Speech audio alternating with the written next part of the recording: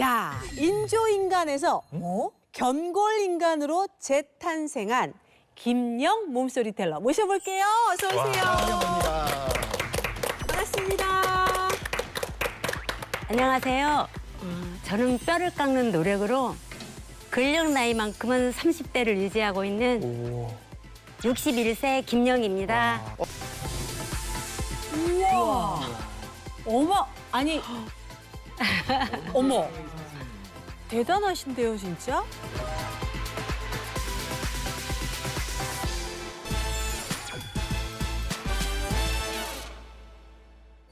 칠 년 전 저는 인조인간으로 살았어요. 왜 인조인간이냐고요? 온몸의 로봇처럼 철심을 박았거든요.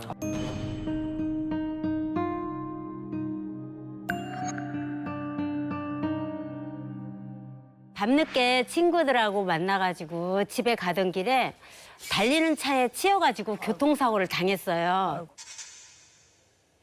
온몸이 붕 떠가지고 바닥으로 떨어졌는데 팔, 쇄골, 늑골이 다 부러졌는데 늑골은 한두 개를 제외하고 다 부러졌었어요. 아이고. 아이고야.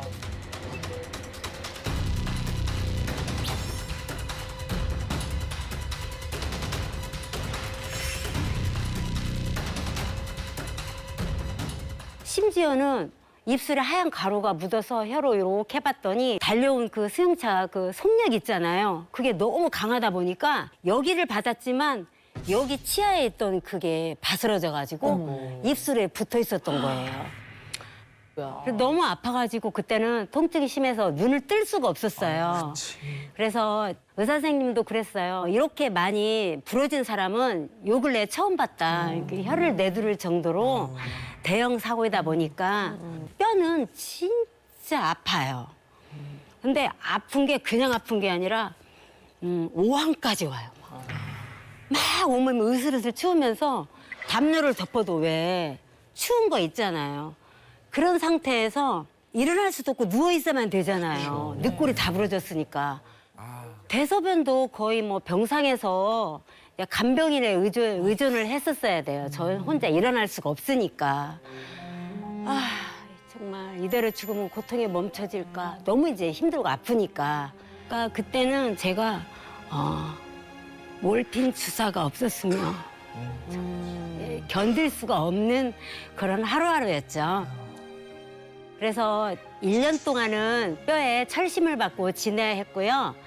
지금은 팔이랑 어깨에 그때 흉터가 그대로 남아있을 정도로 아주 큰 수술이었어요.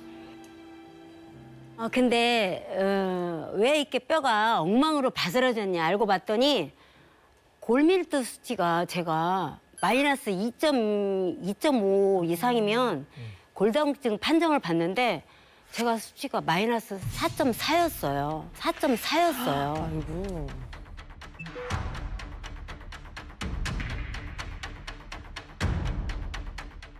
의사 선생님이 골연화증이라고 하시더라고요. 그랬는데 이제 그걸 모르고 이제 망각하면서 이제 살았던 거죠. 일상생활을 할 때. 왜냐면 그거는 느끼거나 이런 증상이 없었으니까. 제 몸에 골다공증이란 시한폭탄을 가지고 생활하면서 그러고 살았던 거죠. 그런 상태에서 이제 이 재활을 해야 되는데 이제 병원에서는 내보내요. 일단은 이제 알아서 이걸 재활을 해야 돼요. 골절을 하면 이렇게 기부스를 하잖아요. 그럼 그대로 굳어버려요. 조금만 이렇게 해서 기부스에도 안 올라가니까 저는 그냥 헬스장을 찾아갔어요. 집 앞 헬스장이 있어가지고 제가 이렇게 막 그만 말 하면 눈물이 나는데 저는 이제 살아야 되니까 절실하잖아요. 이것도 안 올라가면 일상생활을 할 수가 없잖아요. 그래서 무릎을 꿇었죠. 저 좀 사람 만들어달라고. 여기는 또 말짱하잖아요. 하체 운동 못했어. 이제 좀 잘 먹고 정말 재활을 열심히 하면 인간 승리는 아니지만 목표 달성을 할 수 있을 것 같아가지고 정말 이제 운동을 열심히 했어요.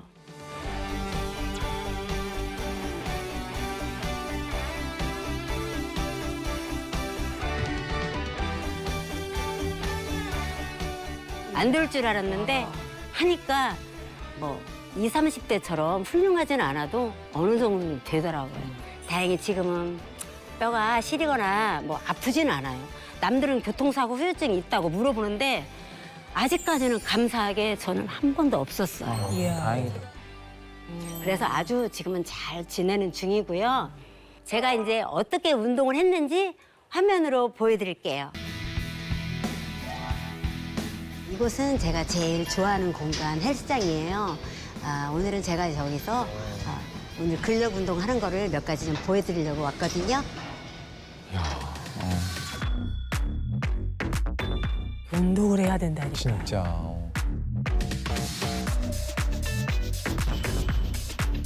진짜 와. 제가 처음부터 이렇게 잘할 수는 없었어요. 근력도 생기고 해서 힘이 생기니까 지금은 남들 10개 할 때 20개, 30개도 할 수 있는 그런 근력이 지금 생겼거든요. 아, 팔 근육까지. 와. 이것도 다 뼈를 보호해주는 하나의 과정이기 때문에 이것도 해줘야 돼요. 그치, 뼈에 자극이 있어야지만 결국엔 뼈가 튼튼해지니까. Common love isn't for us. We created something phenomenal. 단일 운동했을 때 가장 많은 근육에 자극을 줄 수 있는 게 저 스쿼트 자세니까 엉덩이랑 그 허벅지에 근육이 제일 많거든요. 회복이 된다는 게 진짜. You got my back and you know I got you. So come on. 와. 성난 등 근육. 네.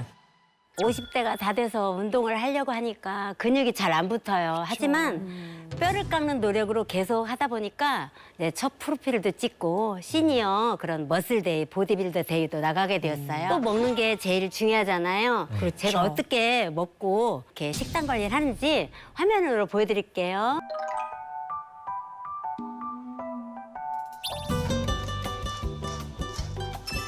아, 역시. 네. 멸치. 뼈 건강에 좋은.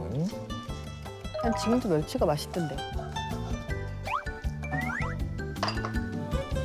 이제 제가 멸치 쌈장을 만들 거예요. 처음 들어본데 멸치를 쌈장을? 헉, 맛있겠다. 양배추에도 칼슘이 많이 들어있대요.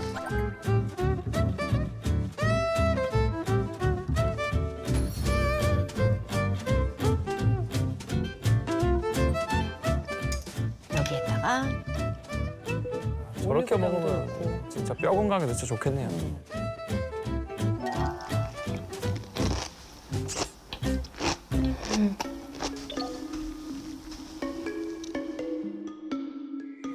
저 뭐지? 네.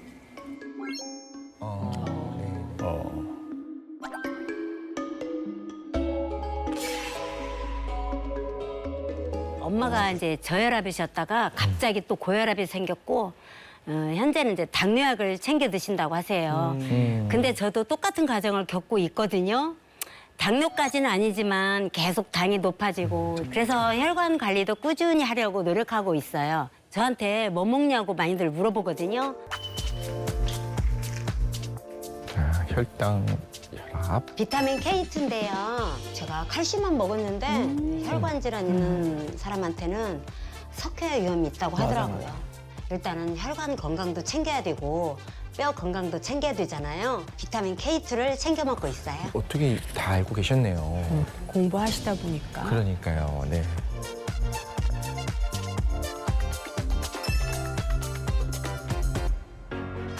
이렇게 인조인간에서 살았던 우울한 과거에서 벗어나 견골인간으로 재탄생한 저의 골다공증 극복 스토리를 들려드렸는데요. 여러분도 늦지 않았으니 지금부터 뼈 건강, 혈관 건강 지키셔서 저처럼 멋진 인생 이막을 사시기를 바랍니다.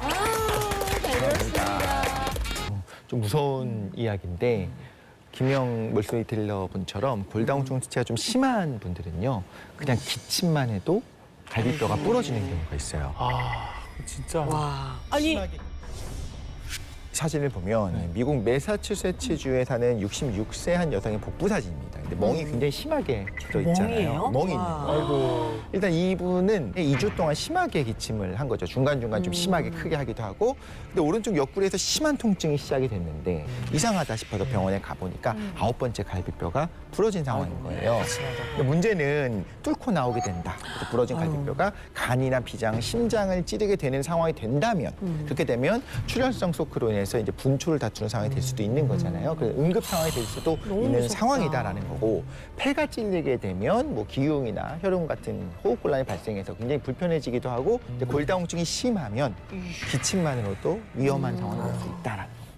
사실 이게 또 골다공증이 심하면은 키가 줄어들 수 있는 상황도 발생할 수 있는데 맞아요. 잘못된 자세로 가볍게 앉았다가 또 일어났거나 일어나고 이런 자세가 잘못되면은 이걸로 인해서 이제 척추뼈가 좀 찌그러져서 내려앉는 이 척추 압박 골절이 발생할 가능성이 되게 크다고 그래요. 쪽으로. 눌리는구나. 맞아요. 이게 뭐 여러 개의 척추뼈가 연쇄적으로 부러질 수 있다 그래요. 이제 하나가 약해진 게 아니니까요. 맞아요. 근데 이때 단순히 그냥 허리 통증인 줄 알고 이 척추 골절을 방치하는 분들이 많다고 그래 생각보다. 그래서 이를 계속 방치하면 결과적으로 이 압력을 이기지 못하고 점점 허리가 이제 아프니까 앞으로 새우처럼 휘는 하고 이거가 결과적으로 이제 키를 이제 전반적으로 줄어들게 만드는 결과를 초래할 수 있겠죠. 골다공증하고 관련해가지고 제일 기억하셔야 되는 거는요. 이불 속도 위험해요. 이불 속도 위험. 속도 위험해요? 어디가 안 좋나요? 그러니까 나이가 들수록 건강하려면 키워드 뭐냐? 최대한 움직여야 돼요. 네. 그런데 이제 골다공증 환자들은 사실은 또 지나치게 움직이다가 골반이나 고관절이 위험하니까. 골절될 위험이 높거든요. 그러면 그때부터 악순환이죠. 왜냐하면 못 움직이니까 수술하기 어려운 경우도 많거든요. 그러면 그냥 뼈가 붙을 때까지 장시간 누워 있어야 되는데 누워 있는 상태에서 계속 정체돼 있으면 그쪽에 피 잘 안 통하니까 욕창 생기고 욕창 같은 경우는 또 폐혈증으로 이어지는 그런 경우도 있고 그러니까 굉장히 사망 위험 자체가 높아집니다. 또 수술을 받았을 때도 수술 이후에 합병증으로 또 사망할 위험이 있으니까 그래서 제일 좋은 거는 고관절 골절을 안 해야 되죠. 안 겪는 게 제일 좋다. 근데 우리 정 약사님께서 또 푸드 라이터시니까 아까 그 김영 몸소리 텔러님 그 식단 보셨잖아요. 어떻게 하루 충분한 양을 지금 드시고 계신 건가요? 일단 성인이 하루에 섭취해야 되는 칼슘 권장량이 700mg 정도인데 네. 이제 계산을 해보면은 550mg 넘어가요. 이미 네, 충분히. 그래서 하루 권장량의 절반 정도 되는 칼슘을 한 끼 섭취하신 거거든요. 네. 그래서 칼슘은 식단으로도 충분히 충분하네요. 섭취할 수 있습니다. 칼슘은 이제 충분하다라고 하는 거에 또 다른 하나의 간접적인 증거가 있는데 이집트, 페루, 남서아메리카, 알래스카에서 나온 미이라들을 실제로 분석을 한 거예요. 137구의 건강 상태를 분석을 해봤더니 놀랍게도 3분의 1 이상이 동맥경화를 앓고 있는 거로 드러났어요. 당시에? 그 당시에. 근데 상식적으로 생각해도 우리가 동맥경화의 주범이 뭐냐라고 하면 보통 뭐 패스트푸드나 그렇죠. 그리고 흡연 이런 것도 굉장히 안 좋잖아요. 근데 그런 문제가 없었을 텐데 왜 4,000년 전에 인류가 동맥경화를 앓았을까? 그 이유로 이제 과학자들의 분석 중에 하나가 칼슘 때문이었을 수가 있다. 그래서 많이 먹어서? 그렇죠. 이 혈관에서 칼슘은 많이 검출이 된 거예요. 그래서 콜레스테롤에 문제가 없더라도 이제 칼슘이 혈관 속에 있는 칼슘이 쌓여서 만들어진 석회화로 인해서 돌연사에 이를 수 있다라는 거고. 이제 혈관 질환 가진 분들뿐만 아니라 네. 당뇨 같은 경우에는 특히 심혈관계 쪽의 위험을 주의를 하셔야 됩니다. 또 관상동맥이 석회화가 될 위험이 커져요. 그러니까 쉽게 얘기해가지고 피 속에 당이 많다는 거는 우리가 도로로 치면 도로에 차가 많이 다니는 거예요. 그러네. 네, 도로에 예를 들면 당도, 포도당도 지나치게 많이 다니는데 거기 또 막 칼슘도 많이 다닌다. 그러면 이제 도로 파손 위험이 더 커지는 맞아요. 거죠. 이런 경우에 생각하셔야 되는 게 내가 칼슘은 충분히 또는 넘치게 섭취를 하는데 그에 비해서 비타민 K2는 충분히 섭취하고 있나 이제 요거 한번 생각해 보시는 게 좋아요. 비타민 K2 제품들도 되게 많을 텐데 우리 김영 텔러님은 뭐 그중에 네. 뭐 드셨어요? 저는 초임계 방식으로 만든 비타민 K2를 먹고 있어요. 초임계요? 네.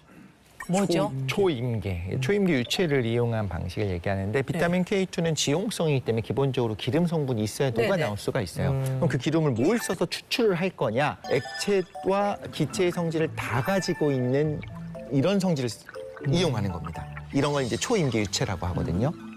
유기용맥 일단 사용을 전혀 안 하고요. 그리고 잔류가 안 되겠죠.